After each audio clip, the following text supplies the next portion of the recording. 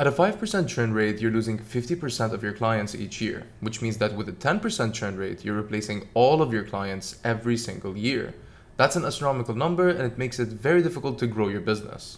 In this video, I'll give you proven, actionable ways to improve your client retention as an agency, and one thing you can do right now that we've seen every successful agency do to reduce their churn. There's also one major subscription mistake we'll talk about that you need to avoid, otherwise it'll be very difficult to measure retention. But before we get into the tips, let me quickly explain what client retention is. To make it simple, think about it as a way to make your existing clients stick around.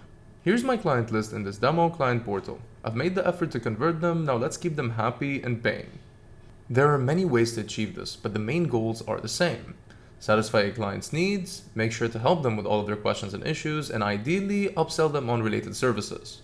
Now, this is important because the main purpose of retaining customers is to ensure that your agency continues to grow while helping your clients with their own goals as well.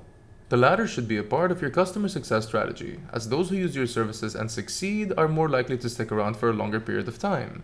Agencies that get customer retention right enjoy a few benefits like higher profits, as developing a healthy relationship with your client means that they're able to trust you more because they know you better, which is proven to make them think about ordering more services from you.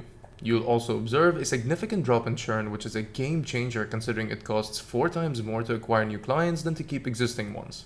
A loyal customer is likely to spend more the longer they have been a customer of yours. You're likely to see an increase of 67% in spending habits once you've had a customer around for 2.5 years or more. Alright, so next, we need to measure where we're at to see if our retention strategy is working. I'm going to give you 3 different tools to do this, one of which is free, but first let's take a look at how this is done by hand. For revenue churn, the formula is revenue lost in 1 month divided by revenue at the beginning of the period times 100. This usually applies to agencies that heavily rely on monthly recurring revenue from retainers or services. Next up, we have customer churn, which is lost customers divided by customers at the beginning of the time period multiplied by 100. This metric refers to the number of customers that don't become loyal to your company by either canceling their subscription or simply not becoming repeat customers. A good retention rate to strive for would be as close to 100% as possible. However, that's rarely achievable. For professional services, a good target retention rate would be 84%. Alright, next up, we have the 3 tools that I promised you earlier to help you calculate your retention rate. First up, we have ProfitWell, the only one that has a completely free tier for you to use. Their metric product is completely free to use with additional services and add-ons that can be purchased if you'd like. They focus on revenue automation products and services for churn reduction and pricing optimizations. Next up, we have ChartMogul, which offers a 14-day trial so you can explore the product, focusing on subscription analysis and metrics. They also offer visualization options for charts and dashboards on higher tiers. For my final tool suggestion, we have one that you're already probably using for your payment processing, the Stripe dashboard. Included in your Stripe plan is the simplest way to measure churn at no additional cost, be it a subscription or be it learning a new software, so it's definitely worth checking out. They also have a few churn reduction tools like smart retries, automatic failed payment emails, and an automatic card updater which help you recover up to 38% of your failed payments on average.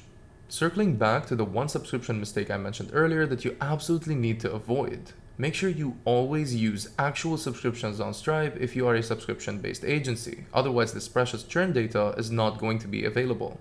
What I mean by that is if the client is on a recurring plan, make sure the software you're using to build them sets up an actual subscription on Stripe. Some tools show a subscription but behind the scenes trigger a series of one-time charges in Stripe instead.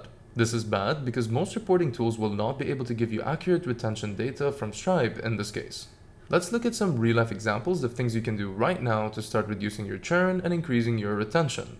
Starting with the simplest but hardest thing to do, provide outstanding customer service. One of the most important things you can do is provide customer service that your clients will rave about in their reviews. The reason is simple. If you go above and beyond helping your clients, then they're going to trust you more, leading to higher retention rates overall. At SPP, we've gotten a ton of reviews that highlight our customer support, which I always love to see.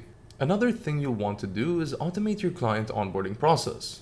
It's best to automate as much of the process as possible for your clients to reduce back and forth with them and give them the smoothest experience possible. You can do this with the help of order forms that lead to intake forms to collect project data, allowing the client to give you all the information you need in one go.